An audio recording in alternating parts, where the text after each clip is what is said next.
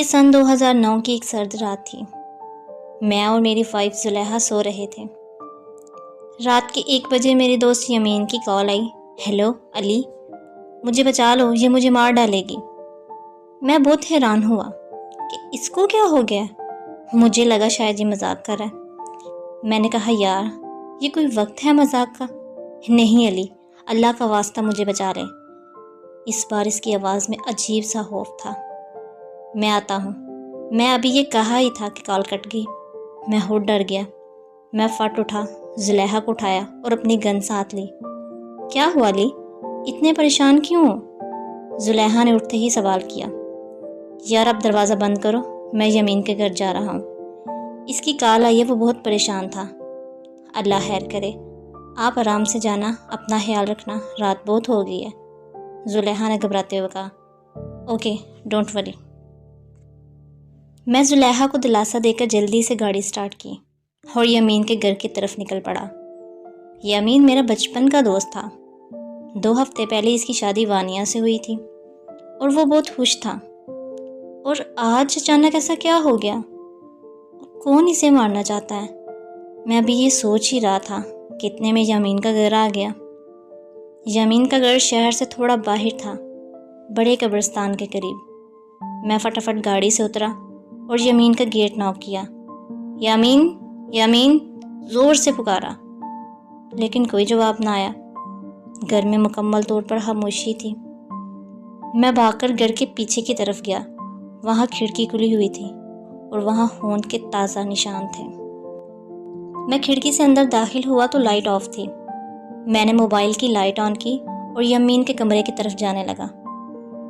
یمین کے کمرے میں جاتے ہی میری منہ سے چیخ نکل گئی۔ میرے اوسان خطا ہو گئے۔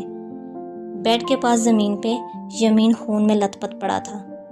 میں نے چیک کیا تو وہ مر چکا تھا اور بابی کا نام و نشان بھی نہیں تھا۔ کمرے سے کھڑکی تک خون کے دھبوں کے نشان تھے جو ننگے پیروں کے تھے۔ میں نے فوراً اپنے دوست مسعود کو کال کی جو پولیس میں تھا اور اسے صورتحال سے آگاہ کیا۔ اس نے مجھے حوصلہ رکھنے اور جتنی جلدی ہو سکتا ہے میرے پاس آنے کا یقین دلایا۔ میں نے سوچا کہ پیروں کے نشان کا پیچھا کیا جائے۔ موبائل ٹارچ کی روشنی میں نشانوں کا پیچھا کرنے لگا۔ نشانات پچھلی گلی سے ہوتے ہوئے قبرستان کی طرف جا رہے تھے۔ رات کے اندھیرے نے قبرستان کو بہت وحشتناک بنا دیا تھا۔ ابھی قبرستان کے گیٹ کے قریب ہی پہنچا تھا کہ مسعود کی کال آ گئی۔ ہیلو علی، یمین کے گھر پر ہو؟ مسعود نے کہا۔ یار میں گھر کی پچھلی طرف قبرستان کے پاس ہوں، میں نے جواب دیا۔ اوکے میں آیا، مسعود نے کہا اور کال کاٹ دی۔ چند ہی لمحوں بعد مسعود میرے پاس آ گیا۔ علی یار بہت افسوس ہوا، مگر تم یہاں کیا کر رہے ہو؟ مسعود نے آتے ہی سوال کیا۔ میں ان نشانات کے پیچھے آیا ہوں۔ تھینکس یار فوراً میرے پاس آنے کے لیے، میں نے مسعود کو کہا۔ اٹس مائی پلیئر، یمین کا کوئی دشمن تھا؟ اور بابی بھی کہاں ہے؟ کچھ پتہ چلا ان کا؟ مسعود نے پوچھا۔ نہیں یار، وہ تو ایک شریف انسان تھا اور بابی کا کچھ پتہ نہیں چلا۔ میں نے کہا چلو نشانات کا پیچھا کیا جائے۔ میں نے ایمبولنس کو کال کی ہے، وہ آتی ہی ہوگی، مسعود نے کہا۔ اور ہم نشانات کے پیچھے قبرستان میں داخل ہو گئے۔ نشانات ایک درخت کے پاس آ کر ختم ہو گئے۔ یار نشانات تو یہاں آ کر ختم ہو گئے، مسعود نے کہا۔ چلو درخت کے پیچھے دیکھتے ہیں، میں نے کہا۔ ہم درخت کے پیچھے گئے۔ درخت کے پیچھے قبر کے پاس کا منظر دیکھ کر ہم خوف زدہ ہو گئے۔ ہم نے جو سوچا بھی نہ تھا وہ ہو گیا۔ وہ یمین کی وائف وانیہ تھی جو قبر کے پاس بے ہوش پڑی تھی۔ اس کے پیر خون سے بھرے ہوئے تھے۔ اوہ مائی گاڈ، اس کا مطلب یمین کا خون بابی نے کیا ہے؟ میں نے حیران ہو کے پوچھا۔ دیکھ کر تو مجھے بھی یہی لگتا ہے، مسعود نے میری ہاں میں ہاں ملائی۔ چلو اس کو ہاسپٹل لے کر چلتے ہیں، میں نے کہا۔ مسعود نے فوراً ایمبولنس منگوائی اور میں گھر چلا آیا۔ کیا ہوا؟ یمین بھائی کیسے ہیں؟ میرے گھر پہنچتے ہی زلیخا نے بے چینی سے پوچھا۔ وہ یمین اب اس دنیا میں نہیں رہا، میں نے افسردہ لہجے میں کہا۔ اوہ مائی گاڈ، کیسے ہوا؟ زلیخا پریشانی کے عالم میں کہا۔ میں نے زلیخا کو ساری بات بتائی۔ اوہ اللہ تعالیٰ رحم فرمائے، زلیخا نے کہا۔ اچھا میں تھوڑا آرام کر لوں، میں نے کہا اور بیڈ پر لیٹ گیا۔ سونے کی کوشش کرنے لگا مگر نیند کوسوں دور تھی۔ میری آنکھ صبح 10 بجے کھلی۔ میں فریش ہو کر ناشتے والی ٹیبل پر ناشتہ کرنے لگا۔ ابھی ناشتہ کرنے کے لیے بیٹھا ہی تھا کہ مسعود کی کال آئی۔ جب تم سے بھابھی کے بارے میں کچھ بات کرنی ہے، تھانے آ سکتے ہو؟ بھابھی کو ہوش آ گیا؟ میں نے جھٹک سے سوال کیا۔ نہیں یار، ابھی بھابھی کو ہوش تو نہیں آیا لیکن کچھ ضروری بات کرنی ہے۔ اوکے، میں ناشتہ کر کے آتا ہوں۔ یہ کہہ کر میں نے کال کاٹ دی اور جلدی سے ناشتہ کرنے لگا۔ کچھ ہی دیر کے بعد میں مسعود کے تھانے پہنچ گیا۔ السلام علیکم، کیا حال ہے یار؟ میں نے تھانے کے اندر جاتے ہی مسعود کو کہا۔ وعلیکم السلام، آؤ یار، تم سے کچھ ضروری معلومات لینی ہے بھابھی کے بارے میں۔ کیوں؟ کیا ہوا بھابھی کو؟ میں نے تو جسس بھری نظروں سے مسعود کو دیکھتے ہوئے سوال کیا۔ بھابھی کے بیک گراؤنڈ کے بارے میں جاننا ہے، کہاں سے ہیں، کیا کرتی ہیں، کس فیملی سے تعلق رکھتی ہیں، مسعود نے سوال کیا۔ مجھے تو صرف اتنا پتا ہے کہ بھابھی کے آگے پیچھے کوئی بھی نہیں ہے اور ان کی فیملی میں صرف ان کا چچا ہے۔ ان کے ماں باپ کسی کار ایکسیڈنٹ میں گزر گئے تھے، میں نے بتایا۔ یار سارا معاملہ دیکھ کر شک بھابھی پر ہی جاتا ہے اور میں اس معاملے کی بہت اچھے سے چھان بین کر رہا ہوں۔ اگر کہیں سے کوئی سراغ ملا تو میں تمہیں ضرور بتاؤں گا، مسعود نے جواب میں کہا۔ میں نے مسعود کو خدا حافظ کہا اور اپنے آفس کے لیے نکل پڑا۔ مجھ میں غم اور پریشانی کے ملے جلے اثرات تھے اور مجھے بار بار یمین اور بھابھی کا ہی خیال آ رہا تھا کہ یہ سب کیوں اور کیسے ہو گیا۔ رات کے 11 بج رہے تھے۔ کھانے کے بعد زلیخا سے یمین اور بھابھی کے بارے میں بات کر ہی رہا تھا کہ اچانک مسعود کی کال آ گئی۔ ہیلو علی، کہاں ہو؟ جلدی آؤ۔ کیوں؟ کیا ہوا؟ میں نے پریشانی کے عالم میں مسعود سے پوچھا۔ تم آؤ تو صحیح، بتاتا ہوں۔ یمین اور بھابھی کے کیس کے بارے میں بہت اہم معلومات ملی ہیں۔ اوکے، میں آتا ہوں تمہارے پاس، یہ کہہ کر فوراً اپنے بیڈ سے اٹھا۔ کیا ہوا؟ کس کا فون تھا؟ زلیخا نے سوال کیا۔ انسپیکٹر مسعود کا فون تھا۔ بھابھی اور یمین کے بارے میں بہت اہم خبر ملی ہے، اس لیے اس نے مجھے کال کی۔ اچھا ٹھیک ہے، اللہ خیر کرے، اپنا خیال رکھیے گا، زلیخا نے کہا۔ تم فکر نہیں کرو، دروازہ لاک کر لو، یہ کہہ کر فوراً ہی باہر آیا، گاڑی سٹارٹ کی اور مسعود کے گھر کی طرف چل پڑا۔ جب میں مسعود کے گھر پہنچا تو مسعود پہلے ہی دروازے کے پاس میرا انتظار کر رہا تھا۔ میں نے گاڑی پارک کی اور مسعود سے سلام دعا کے بعد ہم اس کی بیٹھک میں چلے گئے۔ الشبا، علی کے لیے ٹھنڈا لے کر آؤ۔ ہمارے بیٹھ جانے کے بعد مسعود نے اپنی بیوی کو آواز دی۔ ہاں تو مسعود، اس کیس میں ایسی کیا خبر ملی ہے جس کے بارے میں بتانے کے لیے تم نے مجھے اتنی رات کو کال کی؟ میں نے بے چینی سے پوچھا۔ یار علی، ہمارے جانے کے کچھ دیر بعد پاس والے گاؤں کے تھانے سے کال آئی۔ اس نے کچھ معلوم کرنا تھا۔ وہاں کا تھانے دار میرا کزن ہے۔ بات چیت کے دوران جب میں نے اسے یمین کے کیس کے بارے میں بتایا تو وہ چونک گیا اور کہنے لگا بالکل ایک ایسا ہی کیس 3 مہینے پہلے اس کے گاؤں میں بھی پیش آیا۔ جو بندہ اس گاؤں میں قتل ہوا، اس کی شادی کو بھی بمشکل 2 ہفتے ہی ہوئے تھے اور وہاں بھی ایسے ہی دبوں کے نشان پائے، لیکن وہاں سے انہیں کوئی سراغ نہیں ملا۔ میں یہ سن کر فوراً اس کے پاس گیا اور اپنے کزن کے ساتھ مل کر آج سارا دن انویسٹیگیشن کی۔ پھر ہمیں پتہ چلا کہ پچھلے 3 سال میں ایسے 10 واقعات ہو چکے ہیں جس میں شادی کے 2 ہفتے کے بعد ہی خاوند کی لاش ملتی ہے اور وہاں ایسے ہی خون کے دبوں کے نشان پائے جاتے ہیں۔ یہ سن کر میں چونک گیا اور مجھ پر ایک وحشت ہی طاری ہونے لگی۔ السلام علیکم علی بھائی، کیسے ہیں آپ؟ الشبا بھابھی نے کمرے میں داخل ہوتے ہوئے کہا۔ اللہ کا شکر بھابھی، میں ٹھیک ہوں، آپ سنائیں کیسے ہیں؟ بچے کیسے ہیں؟ آپ کی طبیعت ٹھیک ہے؟ میں نے جواب میں کہا۔ اللہ کا شکر ہے بھائی، سب ٹھیک ہے، آپ لوگ باتیں کریں آرام سے، میں بچوں کو سلا کے آتی ہوں، بھابھی یہ کہہ کر کمرے سے چلی گئی۔ مسعود کی اس بات نے مجھے بہت چونکا دیا تھا۔ مجھے یقین ہی نہیں ہو رہا تھا کہ ایسا بھی ہو سکتا ہے۔ اصل میں جو پچھلے واقعات ہوئے تھے ان میں اور یمین کے واقعہ میں کوئی خاص فرق نہیں تھا۔ ان کا گھر بھی آبادی سے تھوڑا فاصلے پر قبرستان کے پاس ہی تھا اور ان کی شادی بھی جگہ جگہ ہی ہوئی تھی، مسعود نے مزید بتایا۔ لیکن یار اس بات کا کیا ثبوت ہے کہ وہ وانیہ بھابھی ہی تھی؟ میں نے پوچھا۔ میں اس بار ثبوت لے کے ہی آیا ہوں، یہ کہہ کر مسعود نے اپنا موبائل نکالا اور مجھے تصویر دکھائی۔ میں اور میرا کزن یہ تصویر لے کر ان جگہوں پر گئے تھے جہاں یہ واقعات ہوئے اور وہاں پر رہنے والے سب لوگوں نے ہی اس تصویر کو پہچان لیا اور ہر گاؤں میں اس کا نام علیحدہ تھا۔ میرے کزن کے گاؤں میں اس کا نام ثانیہ، جبکہ اس سے پچھلے گاؤں میں اس کا نام عائشہ بتایا تھا۔ میرا دماغ اس ٹائم سن ہو چکا تھا اور مجھے یقین ہی نہیں ہو رہا تھا کہ بھابھی ایسا بھی کر سکتی ہیں۔ کل صبح ہم ہاسپٹل چلیں گے اور وہاں پر جا کے دیکھیں گے، مسعود نے کہا۔ میں نے پریشانی اور حیرانگی سے ملے جلے تاثرات میں مسعود سے اجازت لی اور اپنے گھر آ گیا۔ سارے راستے میں یہی سوچتا رہا۔ میرے ذہن نے بہت سے سوالوں کو جنم دیا تھا۔ گھر پہنچ کر میں نے زلیخا کو ان باتوں کے بارے میں بتایا تو وہ اس پر یقین کرنے کے لیے بالکل بھی تیار نہ تھی۔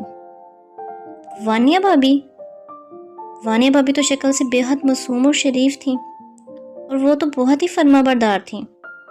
وہ ایسا بالکل بھی نہیں کر سکتی۔ یقیناً مسعود بھائی کو کوئی غلط فہمی ہوئی ہے، زلیخا نے کہا۔ نہیں یار، اس بار تو مسعود کے پاس پکے ثبوت ہیں اور انہوں نے اس کے بعد ہی مجھے بلا کر ان باتوں کے بارے میں بتایا اور میں اس وقت شدید حیران ہوں۔ خیر، اب کل جا کر ہم ہاسپٹل میں باقی ساری باتوں کا پتہ لگائیں گے۔ جیسے تیسے کر کے میں نے یہ رات گزاری۔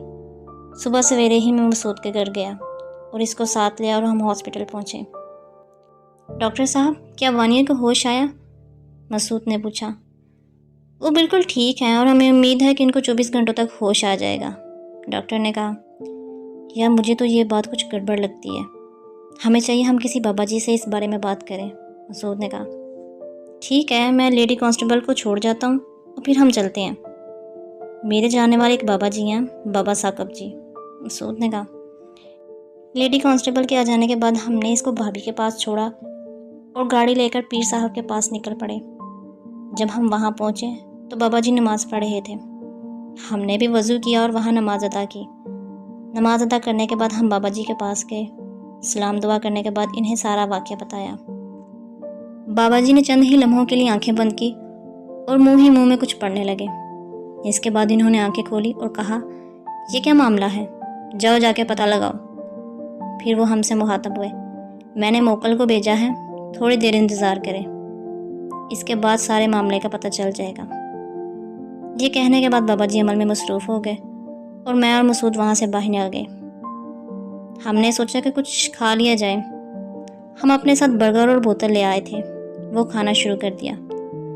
ابھی ہم باتوں میں ہی مصروف تھے کہ اچانک مسعود کو ہاسپٹل سے کال آ گئی۔ ہیلو سر، ایک بری خبر ہے، ڈاکٹر نے گھبرائی ہوئی آواز میں مسعود سے بات کی۔ کیا ہوا ڈاکٹر؟ سب خیریت تو ہے نا؟ وانیہ تو ٹھیک ہے؟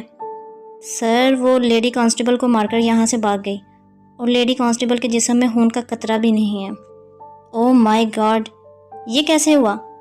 آپ نے تو کہا تھا کہ اس کو کم از کم 24 گھنٹے کے بعد ہوش آئے گا، مسعود نے ڈاکٹر صاحب کو کہا۔ سر، میری بھی سمجھ نہیں آ رہا کہ یہ کیسے ہو گیا۔ ان کی حالت کے مطابق ان کو کم از کم 24 گھنٹے سے پہلے ہوش میں آنا ناممکن تھا، لیکن یہ سب کیسے ہوا کسی کو نہیں پتا، ڈاکٹر نے ڈری ہوئی آواز میں کہا۔ اوکے، میں کچھ دیر میں پہنچتا ہوں، یہ کہہ کر مسعود نے کال کٹ کر دی۔ کیا ہوا؟ میں نے مسعود کو پریشانی کے عالم میں دیکھ کر پوچھا۔ یار، وانیہ وہاں سے لیڈی کانسٹیبل کو مار کر بھاگ گئی، ڈاکٹر صاحب کا فون آیا تھا۔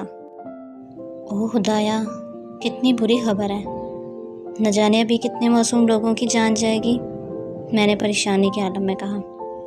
چلو بابا کے پاس چلتے ہیں، مسعود نے کہا، اور پھر ہم وہاں بابا کے پاس چلے گئے۔ آؤ بچوں، میں تمہارا ہی انتظار کر رہا تھا، بابا جی نے کہا۔ میں نے پتہ لگا لیا ہے، اس کے پیچھے اس چڑیل کا ہاتھ ہے، جو کہ آدھی چڑیل اور آدھی عورت ہے۔ یہ انسان اور چڑیل کے ملاپ سے پیدا ہوئی ہے۔ آج سے کچھ سال پہلے اس چڑیل کو ہندو پنڈت نے چلا کاٹ کر اپنے قبضے میں کیا تھا، لیکن بعد میں وہ چڑیل اس کو اچھی لگنے لگی کیونکہ وہ معصوم اور بہت ہی خوبصورت تھی۔ چڑیل سے اس نے اس وعدے کے ساتھ کہ وہ اپنی شکتیوں کا استعمال نہیں کرے گی کہہ کر دونوں نے شادی کر لی۔ اس کے بعد ان کے ملاپ سے یہ بچی پیدا ہوئی۔ اس بچی کے پیدا ہونے کے چند سال بعد ہی اس کے ماں باپ گزر گئے۔ اس کے بعد اس کے چچا نے اس کو پالا۔ جیسے جیسے یہ جوان ہوتی گئی ویسے ویسے اس سے چڑیل کے آثار نمودار ہونے لگے۔ اس کا چچا اس بات سے ناواقف ہے۔ یہ شادی کرتی ہے تو شادی کے کچھ دنوں کے بعد ہی اپنے خاوند کا خون پی کر اپنے پیاس بجھاتی ہے اور ہفتوں غائب رہتی ہے۔ پھر کچھ دنوں کے انتظار کے بعد اپنے دوسرے شکار کی تلاش میں نکل پڑتی ہے۔ تو اس کا چچا بار بار اس کی شادی کیوں کروا دیتا ہے؟ میں نے بڑے انداز میں بابا جی سے پوچھا۔ جب وہ اپنے حامد کو مار کر بھاگ جاتی ہے تو اس کے بعد اس کا چچا ہفتوں پولیس تھانوں کے چکر لگاتا ہے۔ کچھ ہفتوں کے بعد ہی پھر وہ اپنی بھولی سی صورت لے کر واپس آ جاتی ہے۔ یہ بھی اپنی ماں کی طرح خوبصورت، معصوم اور چالاک ہے، اور لوگ اس کی باتوں میں آ جاتے ہیں۔ اس کا انداز انتہائی معصومانہ ہوتا ہے۔ یہ ہر بار نئی کہانی سناتی ہے جس کی وجہ سے کسی کو شک بھی نہیں ہوتا۔ اس کا چچا پچھلا گاؤں چھوڑ کر آیا تھا کیونکہ 6 شادیوں کے بعد گاؤں والوں نے اس کو منحوس سمجھ کر اس کو گاؤں سے ہی نکال دیا تھا۔ لیکن اس بار یہ کیسے پکڑی گئی؟ میں نے بابا جی سے سوال کیا۔ جیسا کہ میں آپ کو پہلے بتا چکا ہوں کہ یہ چڑیل ہونے کے ساتھ ساتھ انسان بھی ہے۔ جب یہ اپنا شکار کر کے بھاگ رہی تھی تو بھاگتے بھاگتے تھک گئی اور اندھیرا زیادہ ہونے کی وجہ سے درخت سے ٹکرا کر بے ہوش ہو گئی۔ اور اس کے پکڑنے کی ایک وجہ یہ بھی ہے کہ تمہارے دوست نے کچھ لمحے پہلے ہی تمہیں فون کر دیا تھا، بابا جی نے کہا۔ ہاں بابا جی، اس کا فون آتے ہی میں فوراً گھر سے نکل پڑا، اور اس کے گھر سے میرے گھر کا فاصلہ بھی بہت کم ہے، میں جلد وہاں پہنچ گیا تھا۔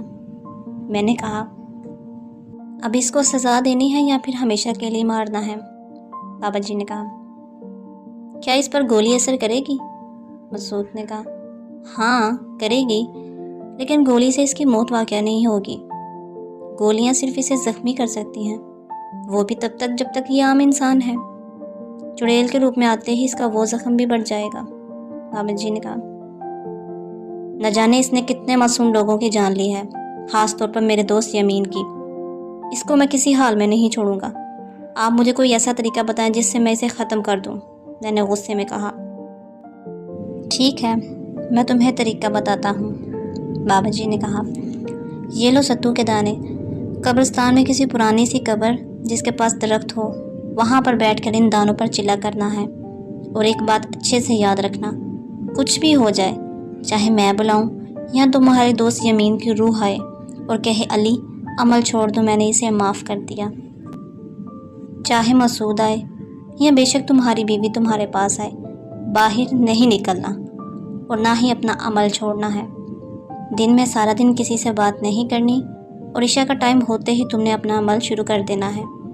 جب تک فجر کی اذان تمہارے کانوں میں نہ پڑے تم نے عمل نہیں چھوڑنا، بہتر یہی ہوگا تم اپنے کام سے چھٹی لے لو۔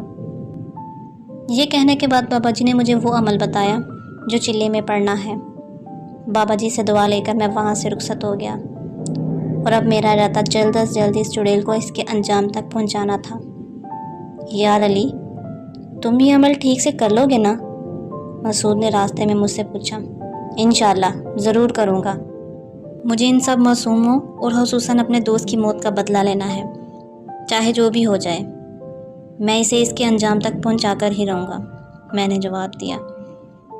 گھر پہنچنے کے بعد میں نے زلیخا کو ساری بات بتائی اور اسے دلاسا دیا کہ پریشان مت ہونا، میں اپنے دوست کی موت کا بدلہ لے کر ہی چین سے بیٹھوں گا۔ یہ رات بھی بے چینی میں گزری۔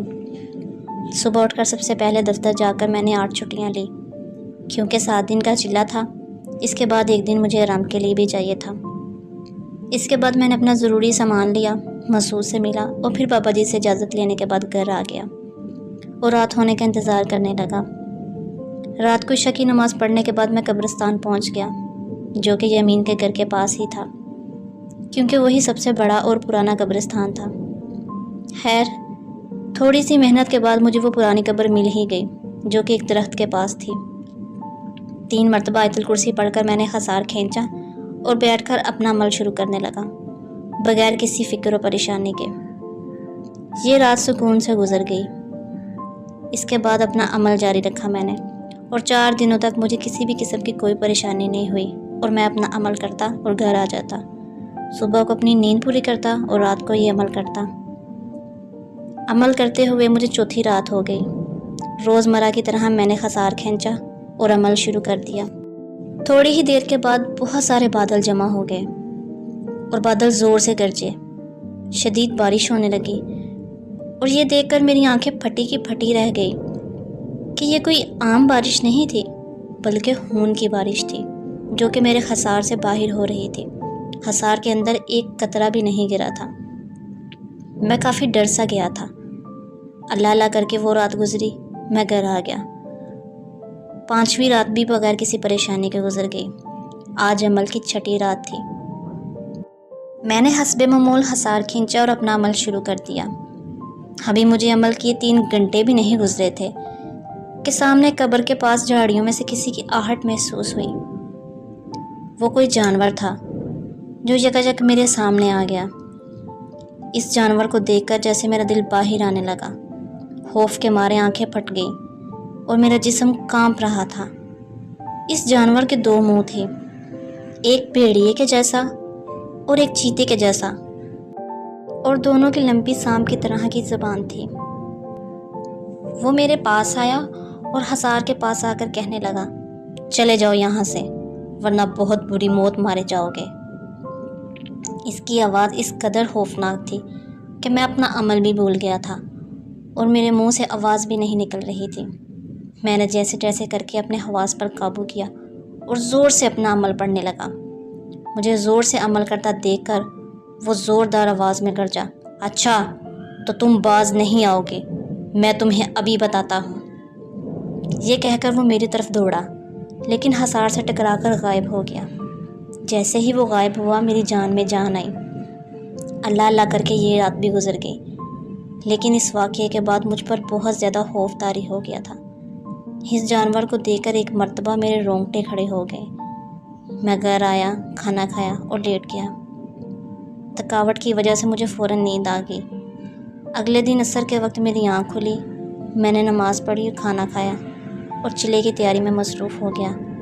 آج کا دن میرے لیے بہت اہم تھا۔ قبرستان کے پاس موجود مسجد میں نے عشاء کی نماز ادا کی۔ آج موسم بڑا صاف تھا، چاند اپنے جوبن پر تھا، جس کی وجہ سے ارد گرد ہر چیز صاف نظر آ رہی تھی۔ میں نے اپنا عمل شروع کر دیا۔ دل اور ذہن میں بہت سا خوف تھا، لیکن مجھ میں بدلہ لینے کا جنون سوار تھا۔